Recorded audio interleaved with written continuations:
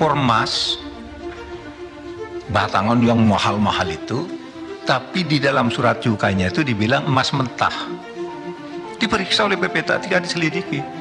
Di mana? Kamu kan emasnya emas sudah jadi, kok bilang emas mentah? Nah, ini emas mentah tapi dicetak di Surabaya. Dicari ke Surabaya, tidak ada pabriknya. Dan itu menyangkut uang miliaran, saudara. Tidak diperiksa. Laporan itu diberikan tahun 2017 oleh PPATK, bukan tahun 2020. 2017 diberikan, tidak pakai surat, tapi diserahkan oleh Ketua PPATK langsung kepada Kementerian Keuangan yang diwakili oleh Dirjen Bea Cukai, Dirjen Kementerian Keuangan, dan 2 orang lainnya. Ini serahkan. Kenapa tidak pakai surat? Karena ini sensitif, masalah besar. 2 tahun tidak muncul, tahun 2020 dikirim lagi, tidak sampai juga ke Bu Sri Mulyani, sehingga bertanya ketika kami kasih itu, dan yang dijelaskan yang salah. Di mana syaratnya nanti? Lalu BC kasasi. Di kasasi BC menang. Lalu tahun 2019 dilakukan penelitian kembali PK atas permintaan si terlapor. Di peninjauan kembali BC kalah lagi.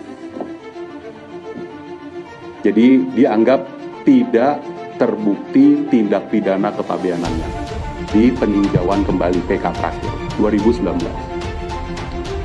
Nah, teman-teman udah mengetahui, ya, udah berkali-kali diuraikan, yang namanya tindak pidana pencucian uang selalu terkait dengan tindak pidana asal. Ketika tindak pidana asalnya itu ada, maka TPPU-nya kemudian bisa mengikuti. Ketika tindak pidana asalnya itu tidak terbukti oleh pengadilan, ya TPPU-nya nggak maju.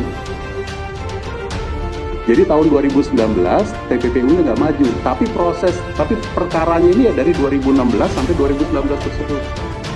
Tadi agak sulit, Prof sebagai Ketua Komite Koordinator Nasional Pencegahan TPPU. Tapi begitu bicara sebagai Prof yang guru besar, Prof mengatakan apa yang tidak dilarang berarti boleh dilakukan. Kaget saya. Saya ini bukan guru besar, Prof, tapi S1 saya hukum bisnis, S2 saya hukum tata negara, S3 ini lagi hukum pidana. Nanti saya jelaskan. Padahal harusnya ada pendekatan, acuan, guideline. Yang diutamakan dahulu apa? Aturan. Aturannya di mana? Namanya Perpres 6, Perpres 117. Di situ jelas tupoksinya ketua komite apa. Ini yang kita katakan.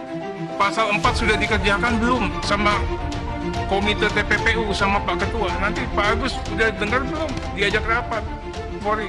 Saya yakin belum. Menkeu saya yakin belum. Datanya beda kok. Arteria Dahlan ancam Mahfud MD. Ucapan Gus Dur tentang DPR kini viral lagi.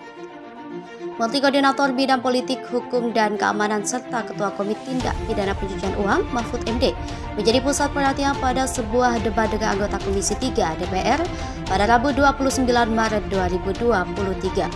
Dalam debat tersebut, mereka membahas tentang transaksi mencurigakan senilai 349 triliun rupiah yang terjadi di lingkungan Kementerian Keuangan.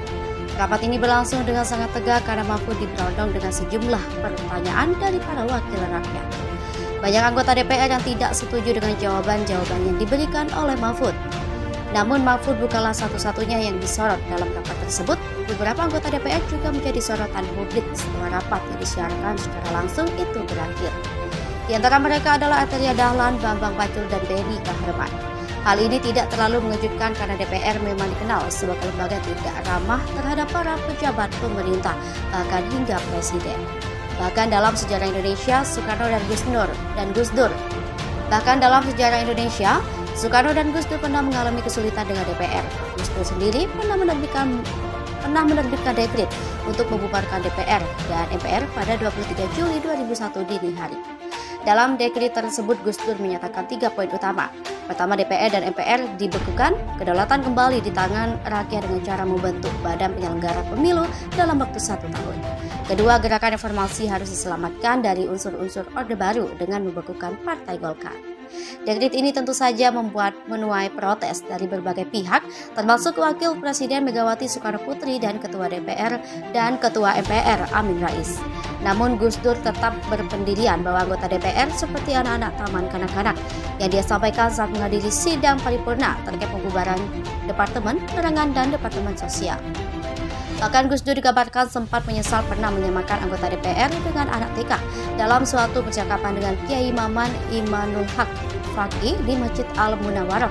Gus Dur mengungkapkan penyesalannya tersebut. Gus Dur merasa berdosa karena telah merendahkan anak-anak yang suci, cerdas, dan kreatif dengan menyamakannya dengan anggota DPR yang kotor dan hanya mencari celah untuk mencari uang. Meski demikian, Gus Dur menganggap DPR tetaplah lembaga negara yang harus dihormati. Hal ini tentu saja membuat para anggota DPR tidak senang dan menuntut Gus Dur untuk menarik ucapannya. Gus Dur kemudian menjelaskan bahwa ucapannya hanya sebatas humor belaka dan bahwa dia hanya menerapkan tradisi para kiai di pondok pesantren. Kembali ke debat antara Mahfud dan anggota Komisi 3 DPR, banyak yang mempertanyakan kebenaran jawaban-jawaban yang diberikan oleh Mahfud.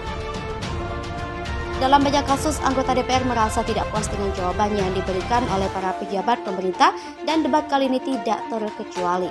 Mungkin dengan adanya pertanyaan-pertanyaan yang diajukan oleh anggota DPR, para pejabat pemerintah akan lebih meneliti dalam melakukan tugas mereka dan memastikan bahwa transparansi dan akuntabilitas menjadi prioritas utama dalam menjalankan.